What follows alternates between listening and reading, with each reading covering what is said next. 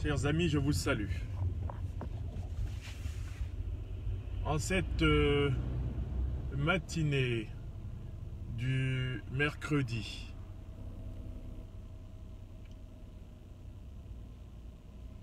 29 mai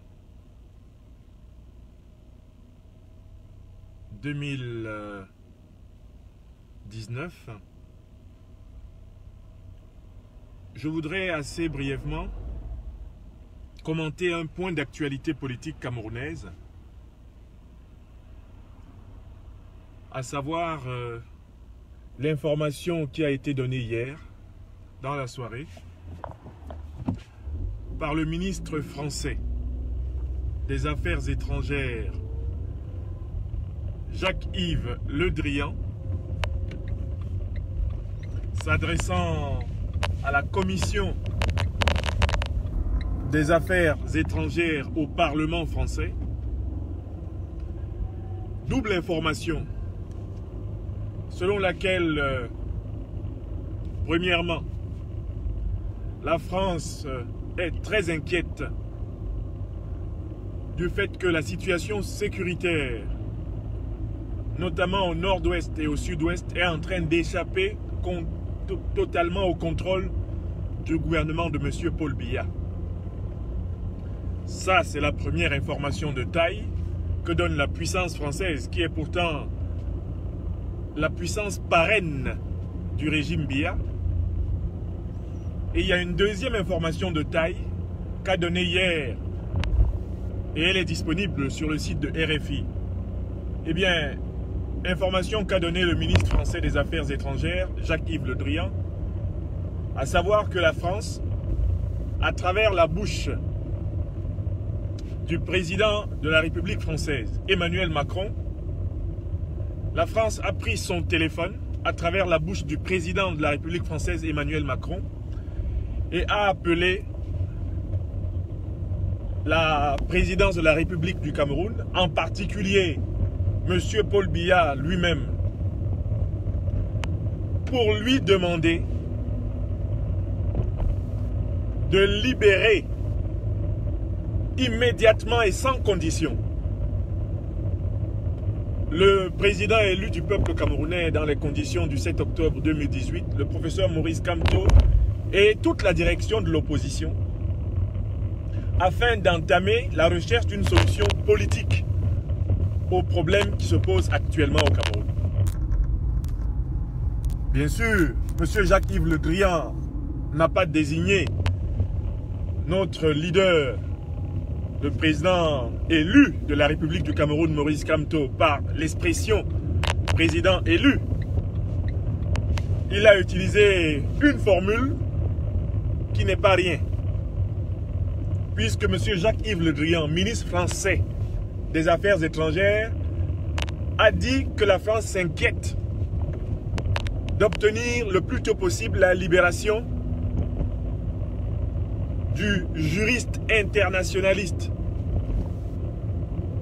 Maurice Kamto, figure importante du Cameroun. L'expression utilisée par le ministre des Affaires étrangères français est bien que le professeur Maurice Kamto est une figure importante du Cameroun. Ça commence à venir. Je voudrais donc donner mes deux réactions à ces deux informations.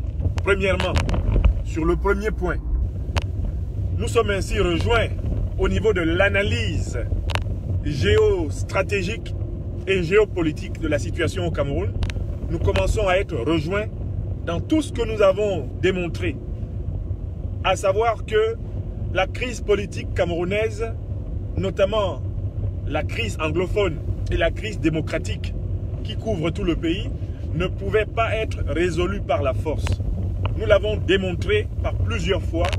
Nous avons établi que M. Biya et son régime ne peuvent pas continuer à administrer le Cameroun par la force.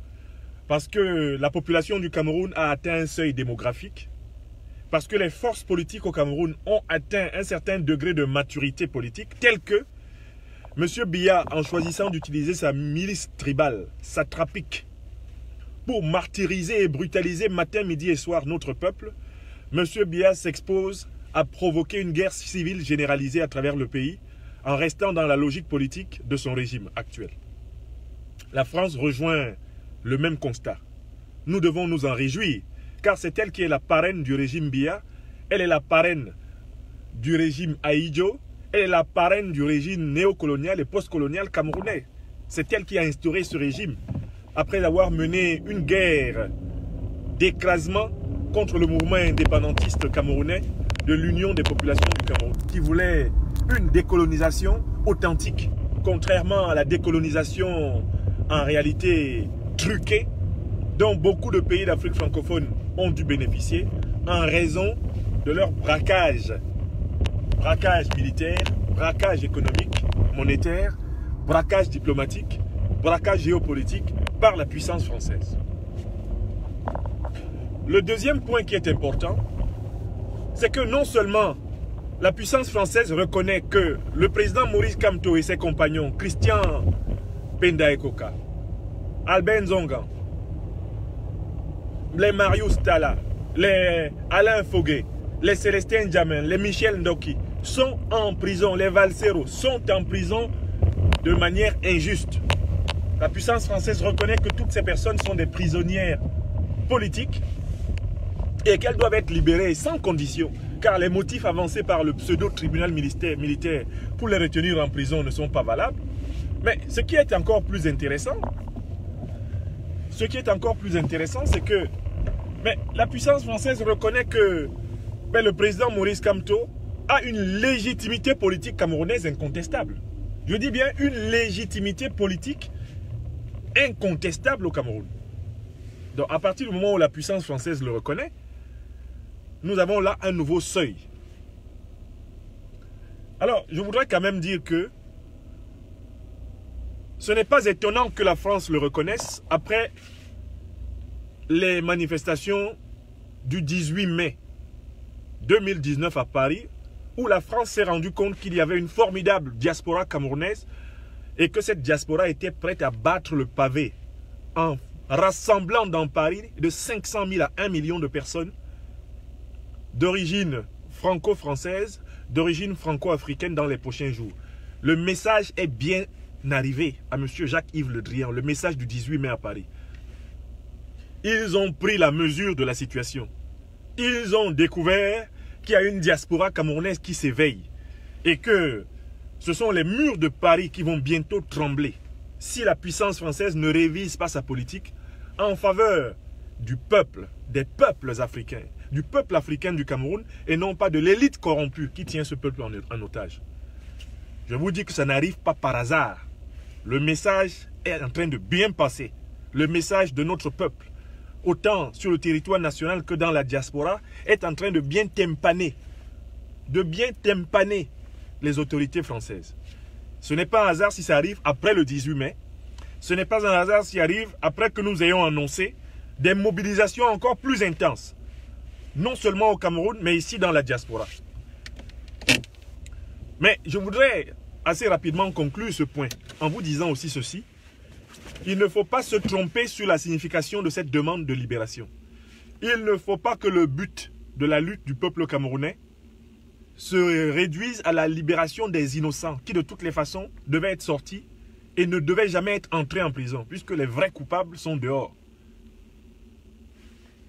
Il ne faut pas que cette position française nous laisse penser que la victoire politique de notre peuple se limitera à obtenir la libération du président élu du peuple camerounais. Ne vous trompez pas d'objectif. Que la France et la puissance vassale de M. Biya ne nous donnent pas l'illusion qu'en libérant le président Maurice Kamto et ses compagnons qui sont innocents, eh bien ainsi, elle aura répondu à l'aspiration la plus profonde du peuple camerounais.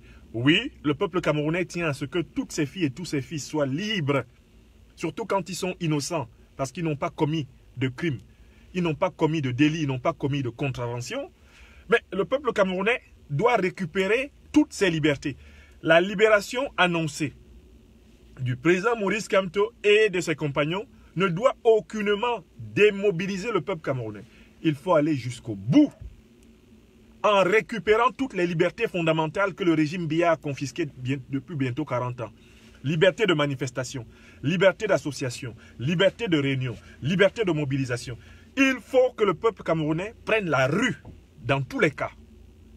La libération annoncée, qui maintenant n'est qu'une question d'heure, à mon avis, du président Maurice Kamto et de ses compagnons, eh bien cette libération ne doit pas être considérée comme le but de la lutte, mais comme un moyen de la lutte. Cette libération qui, inéluctablement, va avoir lieu, n'est qu'une étape de la lutte. Elle veut dire au peuple camerounais, bon, il n'avait donc rien fait. Le président Maurice Kamto et ses compagnons, nos frères aujourd'hui en prison, nos sœurs aujourd'hui en prison, n'avaient donc rien fait. Il s'agit donc, par conséquent, d'interpréter leur libération comme la reconnaissance des libertés fondamentales qui avaient été volées au peuple camerounais. Et la bonne interprétation de cette libération qui s'annonce signifie prendre la rue, se mobiliser pour obtenir la transition politique et démocratique dont nous avons besoin pour résoudre le problème anglophone et pour résoudre la grande question démocratique au Cameroun. Donc je tenais déjà ce matin à appeler les uns et les autres pour dire attention, la libération qui se profile à l'horizon du président Maurice Kamto et ses compagnons n'est qu'un moyen et une étape de la lutte. Que personne ne se démobilise d'une virgule. Que personne ne se démobilise d'un iota en se disant « Ah, finalement, nous avons obtenu ce que nous voulions. » Non, nous n'avons pas obtenu ce que nous voulions. Ce que nous avons obtenu, c'est la libération totale du peuple camerounais d'un système carcéral, d'un système de chantage, d'un système de braquage. Eh bien, cette libération totale du peuple camerounais passe bien sûr, entre autres, par la libération du président Maurice Kamto et de tous les prisonniers politiques du Cameroun. Mais cette libération qui se profile à l'horizon, parce que la puissance française a compris que la situation est explosive, signifie pour le peuple camerounais récupérer toutes ses libertés immédiatement. Que personne ne rentre chez lui en se disant c'est bon, on commence à annoncer là, ils vont sortir bientôt, donc le problème est fini. Non, le problème ne fait que commencer. Car leur libération, qui correspond à la reconnaissance de leur innocence, signifie la poursuite du programme de récupération des libertés fondamentales du peuple camerounais. Chers amis, la mobilisation doit se maintenir. Que personne ne faiblisse. Dans la diaspora, dans le pays, les manifestations prévues le 1er juin, le 8 juin, doivent se maintenir pour aucun motif. Et il faut les suspendre. Y compris si le président Maurice Kamto sort. Qu'il sorte maintenant tout de suite, ou qu'il sorte dans 2 jours, ou qu'il sorte dans 3 jours, il faut maintenir le programme de récupération de toutes les libertés fondamentales du peuple camerounais. Ne vous laissez pas distraire. Leur liberté est un droit, parce qu'ils sont innocents. Mais elle n'est qu'une étape dans le chemin de la libération de notre peuple. Chers amis, je vous salue et je vous souhaite un bon mercredi. En tout cas, vous voyez très bien que seul un peuple éveillé, mobilisé, avec sa diaspora, un peuple uni dans une lutte fondamentale pour la restauration de l'état de droit, peut obtenir la respectabilité internationale. Je vous remercie, je vous souhaite une très bonne journée. Mes obligations académiques m'appellent. Au revoir.